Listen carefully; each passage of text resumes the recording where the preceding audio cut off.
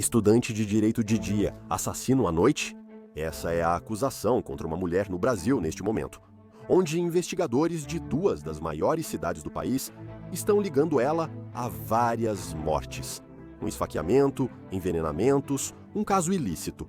Conversamos com um investigador de homicídios sobre como a polícia reúne provas para levar um suposto assassino em massa à justiça. Bem-vindo ao Sidebar da Law and Crime, sou Jesse Weber. Ana Paula Velosa Fernandes, de 36 anos, mãe, estudante de Direito, em São Paulo, Brasil, está atrás das grades. Por quê? Porque ela é acusada de matar 4 pessoas em apenas 5 meses. Eu sei que isso é chocante, para dizer o mínimo. Novos detalhes surgem sobre como ela teria escolhido suas vítimas, enquanto o investigador-chefe a chama de psicopata e assassina em série. Isso de acordo com vários veículos de notícias latino-americanos. Então, para falar sobre as circunstâncias bizarras que envolvem as mortes dessas 4 pessoas, há muito a tratar. Chamo Chris Medona, investigador de homicídios experiente na captura de suspeitos. Obrigado pelo seu tempo. Chris, antes dos detalhes do caso, preciso dizer que, ao ouvir sobre isso pela primeira vez, quando começaram a noticiar, quando você olha para ela, para o histórico dela, não acho que ela se encaixe na ideia típica, no modelo típico do que você imaginaria que seria um possível serial killer. Acho que, se essas acusações forem verdadeiras, não seria a primeira vez que as aparências enganam. Sim, com certeza, Jesse. Quero dizer, quando você pensa em como seria a aparência de um serial killer, ela definitivamente não se encaixa nesse perfil. Quero dizer, ela tem esse rosto angelical, ela tem esse, jeito de ser com as outras pessoas que é extremamente desarmante.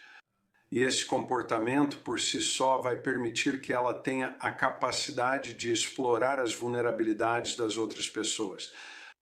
Esse é um bom ponto. Quero dizer, você pensa no Ted Bundy e em situações assim, mas eu quero entrar nesse assunto, ok? Então, uma vez que Fernandes foi preso, ela supostamente confessou.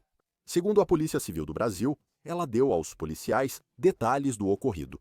Vamos falar sobre quem a polícia brasileira acredita ser a primeira vítima de Fernandes. Estamos falando de Marcelo Fonseco, de 51 anos. Segundo o Daily Mail, Fonseco foi morto em Guarulhos. Em janeiro, o The Sun informou que Fonseco era senhorio de Fernandes. Ela afirma que eles tiveram uma discussão, na qual ele supostamente ameaçou a família dela. Segundo reportagem do The Sun, ela contou aos investigadores que o esfaqueou enquanto ele estava no sofá. Ela colocou um lençol para bloquear a entrada, impedindo que seu filho e sobrinha vissem, e depois teria deixado o corpo de Fonseco apodrecer. A polícia diz que ela só relatou a morte 5 dias após o esfaqueamento, quando o filho reclamou do cheiro. De acordo com a reportagem do The Sun, Fernandes depois queimou o sofá para eliminar os odores. Chris, temos muito a analisar aqui. Primeiro você se pergunta, ela é uma narradora confiável? Se essa ideia for uma alegação de legítima defesa, talvez esse seja o argumento. Mas o fato de ela ter esperado, o fato de ela ter tentado encobrir ou destruir provas e impedir que alguém visse realmente, coloca sua história em dúvida. Sim, com certeza. E também temos que levar em conta que, isso é o Brasil, certo? A Constituição não entra em jogo aqui, nem Miranda ou qualquer coisa desse tipo. Então, a primeira coisa que sempre temos que questionar quando estamos analisando isso objetivamente é: qual padrão de técnica em termos de entrevista investigativa foi utilizado? E o segundo ponto é que esse crime em particular é meio, estranho quando comparado com outros tipos de crimes pelos quais ela pode ser responsável. Ou seja, foi usada uma faca. Então isso é meio incomum para uma serial killer mulher. É comum em homens, mas raro em mulheres, situação incomum. E uma vez que esses tipos de situações são realizadas por um suspeito, eles não antecipam o que está do outro lado, ou seja, um corpo morto. Então isso é muito peso morto. E talvez seja esse o caso aqui, onde ela o deixa no apartamento. As pessoas começam a reclamar. E agora ela precisa descobrir, ok, como eu saio daqui? E eu, sabe, como eu destruo esse corpo? Quando falo em sair daqui, quero dizer que história vou criar para justificar que foi talvez legítima defesa. Quando você está entrevistando um suspeito, e geralmente quero dizer, em muitos dos casos que cobrimos, eles negam que tiveram envolvimento em algo. Eles se enrolam e são contrariados por outras evidências dos investigadores. Mas se você tem alguém que supostamente está descrevendo os detalhes de um crime, um assassinato, e entrando em detalhes horríveis, você se pergunta: será que eles estão inventando isso? Conseguiriam criar tudo de improviso? Como você avalia isso? Como diz, acho isso bem incrível. Sabe, talvez a sequência dos acontecimentos possa ser um pouco complicada, no sentido de, você sabe, ela ter sido ameaçada. Mas afirmar que eu o esfaqueei enquanto ele estava no sofá não soa bem. Então você pensa, isso é verdade? Então, uma das primeiras coisas que você quer fazer é garantir que você tenha uma compreensão clara de como é a cena do crime. E então, uma das técnicas que você pode utilizar é pegar uma cadeira, depois que a cena do crime foi resolvida com a remoção da vítima e coleta das evidências. Chamávamos isso de embalar e etiquetar. Então, o que você faz é sentar ali, estudar aquelas paredes, estudar a cena de forma minuciosa. Assim, quando alguém aparece dizendo: "Ei, fui eu", e esses são os detalhes intrincados, você consegue correlacionar isso com a cena do crime, com base em ideias e detalhes que só o assassino saberia. E essa é uma maneira de contornar isso. Agora, o caso de Fonseco foi eventualmente encerrado por falta de provas. Isso de acordo com o veículo Carta Capital, mas a filha dele pediu a reabertura após o ex-inquilino, certo?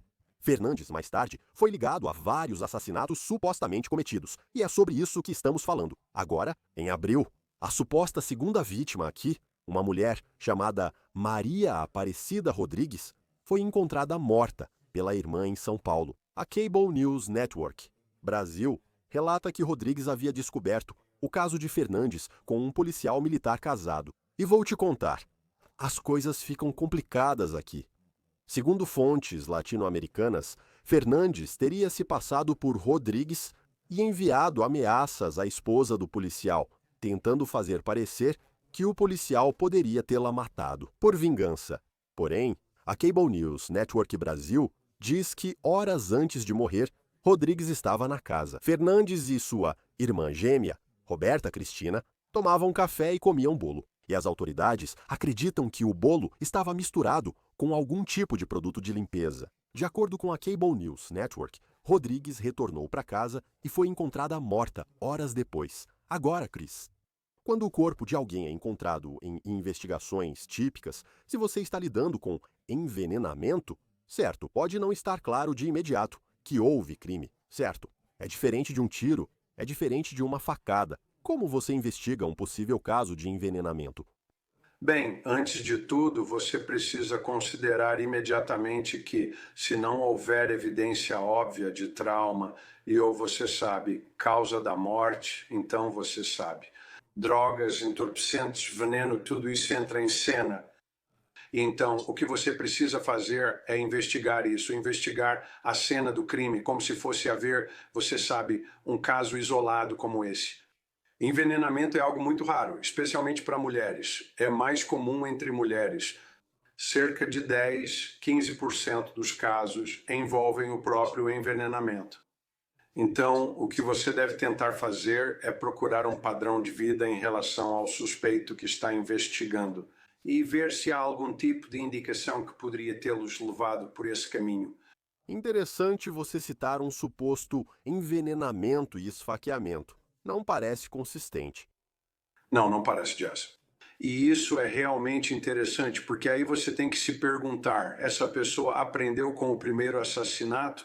E, de fato, se aprenderam, então o que mudou na personalidade deles? Ou seja, eles estão se tornando um criminoso muito mais organizado, sendo que na primeira situação talvez fossem desorganizados. Agora eles começam a aprimorar sua técnica por falta de termo melhor. Vou comentar sobre a terceira suposta vítima. A polícia brasileira disse ao veículo internacional Globo que o aposentado Nil Correia de Silva, de 65 anos, também morreu em abril após comer, e peço desculpas se estou pronunciando errado, uma feijoada envenenada, que é um tipo de ensopado brasileiro de feijão preto. De acordo com a Polícia Civil, a amiga dela, que é filha de da Silva, teria supostamente participado desse plano. Sim, acredita-se que Michelle Pava da Silva, uma colega de classe de Fernandes, pagou a ela cerca de US$ 700 americanos para viajar de São Paulo ao Rio de Janeiro e matar o pai dela. Então, o inspetor-chefe Halisson Ido aparentemente disse à Globo que existem mensagens de texto entre as duas que confirmam as suspeitas do investigador. Citação: conseguimos rastrear todo o itinerário de Neil. Temos provas, as conversas, de que foi uma feijoada da forma como foi feita. Além disso, temos os depoimentos das pessoas. A própria Ana Paula depois veio assumir, confessando esse crime e relatou todo o fato. E a reportagem da Globo também indica, me desculpe dizer isso, que Fernandes admitiu ter envenenado 10 cachorros para ver como esse veneno funcionava, a dosagem que ela precisaria. Segundo o Daily Mail, quando os policiais invadiram a casa dela, acharam um pesticida proibido parecido com veneno de rato. Então, Cris, vamos começar. Já viu algum caso em que alguém pratica em animais antes de cometer crime contra humanos? Eu nunca tive um caso envolvendo envenenamento de animais. No entanto, já tive muitos casos em que, muito antes de tirar a vida de um humano, a vida de animais foi tirada. Eles chamam isso de tríade homicida. Há 3 indicadores: urinar na cama, provocar incêndios e crueldade com animais. Essa é a tríade em si mesma. E se você tiver esses 3 fatores se misturando em um tipo de personalidade através do que chamamos de padrão de vida, então isso vai ser bastante significativo. Quando você começa a ver esse tipo de problema em uma cena de crime, o fato de que ela conseguiu testar 10 cachorros diferentes, como está sendo relatado, nos dá uma indicação de que ela está aprendendo desde o primeiro homicídio até agora, possivelmente o 3º homicídio aqui, e que o envenenamento em si a separa da cena do crime. E isso é consistente com muitas assassinas mulheres. Elas não gostam de sangue e vísceras, por falta de um termo melhor, ou seja, o primeiro esfaqueamento. Então, ela adaptou seu método em relação à sua organização para se tornar uma assassina melhor. Aliás, se essas alegações forem verdadeiras, eles podem ter evidências críveis e concretas das conversas entre eles. Acho isso muito estranho e assustador. Novamente, se essas alegações forem verdadeiras, você tem essa pessoa que basicamente a contratou e sabia do que ela era capaz. Quero dizer, pense nisso, não é como se fosse algo isolado, certo? Agora estamos falando dela estar envolvida nas mortes de várias pessoas, e ela simplesmente acaba sendo contratada para um assassinato por encomenda. Não acha estranho isso? Sim, parece, Jess, mas ao mesmo tempo é interessante, não é? Porque isso significa que a pessoa que a contratou também está ciente da natureza sádica que essa personalidade pode ter, e isso realmente levanta muitos sinais de alerta. Ao mesmo tempo, é interessante porque os investigadores também aprendem, certo? Desde o primeiro até o segundo e o terceiro. E eles estão procurando um denominador comum aqui, esse indivíduo de quem estamos falando, essa mulher. Então, eles vão fazer o que chamamos de padrão de vida, certo? Eles vão realmente se aprofundar na vida dela e tentar entender, ok, o que levou ela a essa circunstância em particular? É poder? É ganho financeiro? Qual a situação socioeconômica dela? Como são essas circunstâncias? E agora eu quero falar sobre a 4ª suposta vítima de Fernandes. Então estamos falando de Heider Megeres, um jovem da Tunísia. Segundo o Consulsul Globo, Fernandes teria conhecido ele em um aplicativo de namoro. Eles aparentemente estavam em um relacionamento. A família disse ao Globo que Fernandes simulou gravidez para obter dinheiro deles. Ele morreu em seu apartamento em maio. A Carta Capital informa que acredita-se que Fernandes deu a ele um milkshake envenenado. O corpo dele foi levado de volta para a Tunísia para ser enterrado. E vou te contar, os corpos de Fonseca Rodrigues de Silva teriam sido exumados. Assim, os legistas poderiam determinar as causas exatas da morte e se algo como veneno estava realmente envolvido. Chris, isso é comum, exumar corpos? E qual é o processo de exumação de corpos em uma investigação criminal? O processo é quase como uma escavação arqueológica, certo? Quero dizer, se eles estão enterrados, obviamente, em um caixão ou algo do tipo, é muito mais fácil. Mas no Brasil não sabemos se só jogaram eles numa cova aberta, talvez enrolados em algo. No entanto, uma vez que eles conseguem o corpo, ele é enviado de volta para o escritório do médico legista. O escritório do médico legista consegue analisar algum tecido, se estiver disponível, ou então examinar o osso e extrair algum tipo de medula óssea. Se for um envenenamento pesado, há o que eles chamariam de marcadores sanguíneos visíveis, tanto no tecido quanto no osso. E você consegue identificar o veneno específico com bastante precisão.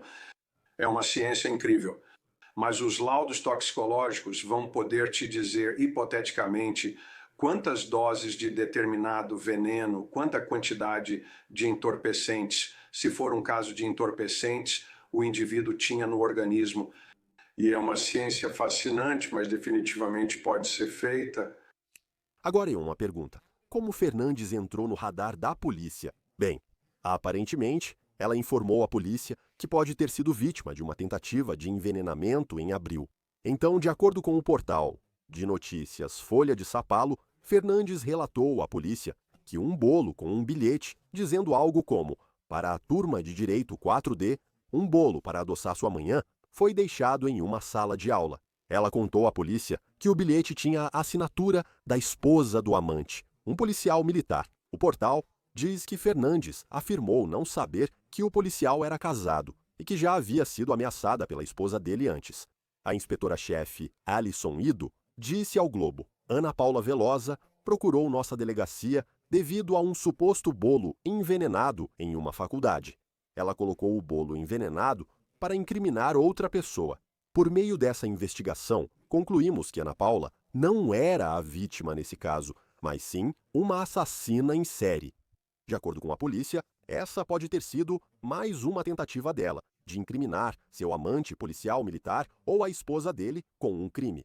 Um artigo da Folha de São Paulo afirma que a polícia falou com a esposa, confirmou que ela estava a centenas de quilômetros no dia em que o bolo surgiu na faculdade de Direito e revelou que ela era quem recebia ameaças de Fernandes nas redes sociais, não o contrário. O inspetor Ido afirmou à imprensa local que Fernandes tentou usar conhecimentos da faculdade de Direito para encobrir seus rastros. O que dificultou nossa investigação no começo foi que a maioria das vítimas foi enterrada como se tivesse morrido por causas naturais.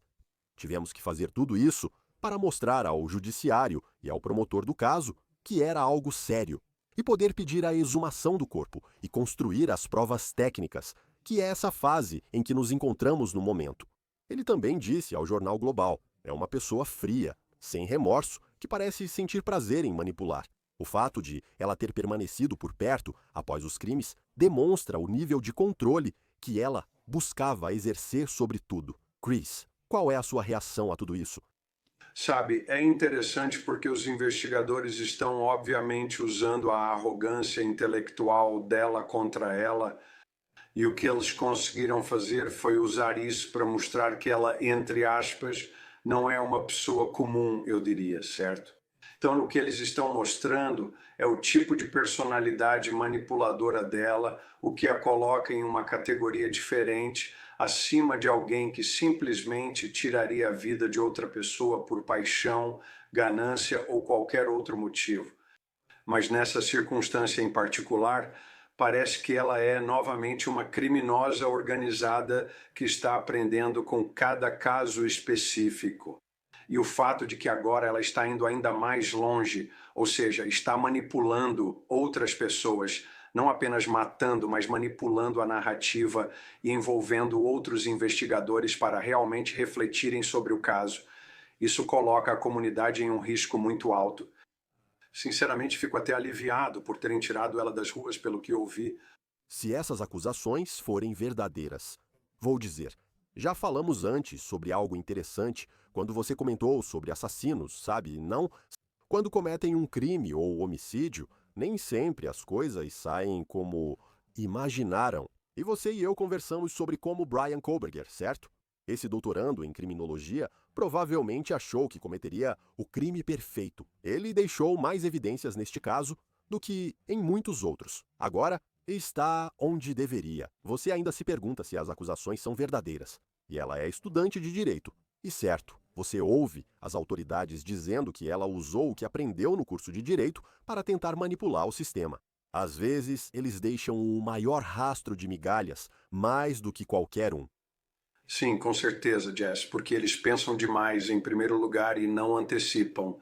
Mas lembre-se, muito disso vem dessa fantasia baseada em pensamentos, certo? Ok, essas são as coisas que vão acontecer. É assim que eu vou lidar com isso e assim por diante. E esses infratores entram nesses crimes antecipando que todos esses pontos vão ser conectados durante a execução do crime. O que eles não antecipam é que uma vez que a vítima foi morta, agora eles ficam presos. Eles ficam presos com esse potencial saco de concreto de 70, 90 quilos, por falta de um termo melhor. Agora elas precisam decidir o que fazer com o concreto. Se eles não anteciparam o que fazer com isso, realmente precisam entrar em um tipo de processo de descarte desorganizado. Por isso o envenenamento chama a atenção nesse caso, pois, como dissemos no primeiro episódio, uma faca era algo muito brutal e pessoal. No entanto, o envenenamento dá ao agressor uma distância entre a morte e a necessidade de remover aquele corpo em particular e lidar com esse problema. Atualmente, Ana Paula Fernandes, sua irmã gêmea, Roberta Cristina e Michele Pava da Silva, filha de uma das vítimas, estão presas e sob investigação. Por quê? De acordo com reportagens do Metrópolis, Roberta Cristina supostamente aconselhou sua irmã sobre quanto dinheiro ela deveria cobrar para matar alguém e como se manter fora do radar. Inacreditável. Chris Medona, muito obrigado por dedicar seu tempo. Agradeço de verdade. Obrigado. E isso é tudo que temos para vocês agora aqui no Sidebar. Pessoal, muito obrigado por nos acompanharem. E como sempre, por favor, inscreva-se no YouTube, Apple Podcasts, Spotify, onde quer que você ouça seus podcasts. Você pode me seguir no X ou no Instagram. Eu sou o Jesse Weber. Falo com vocês na próxima vez.